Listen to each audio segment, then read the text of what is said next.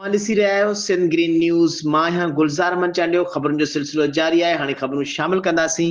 मुज़फ़र काज़ी जी report मुताबिक़ सिंधी अदबी संगत 12 तरफ़ा सकाफ़ती मेड़ाको ऐं मुशाइरो मुनक़िद कयो वियो। सियासी समाजी सहाफ़िन ऐं अदबी धुरियुनि जे शिरकत शाइरनि तरफ़ां अज़ीम सकाफ़त खे पंहिंजी ॾात वसीले अनोखी भेटा पेश कई। सकाफ़ती मेड़ाके में ॻाल्हाईंदे सिंधी अदबी संगत जे सेक्रेटरी नजीब चांडियो, इरफान मन्नान, कामरेड सरताज चांडियो, अब्दुल हादी चोलियाणी, मुहर्रम चांडियो, रियाज़ अबड़ो, बशीर चोलियाणी, मोहम्मद सलाह चांडियो, नज़ीर छुट्टो, न्याज़ हैदरी, वकील अयाज़ ख्वाब, रियाज़ चांडियो, राशिद चांडियो, मुहर्रम साहिबाणी, फरहान सोढर, काज़ी मुज़फ़र ऐं ॿियनि चयो त सिंध जी सकाफ़त तहज़ीब रहणी करणी बेमिसाल आहे। हितां जी ॿोलीअ ऐं कल्चर सूंहं जे संगम आहे। सिंध हज़ारे साल खां वठी पंहिंजी सकाफ़त खे ज़िंदा रखियो पई अचे।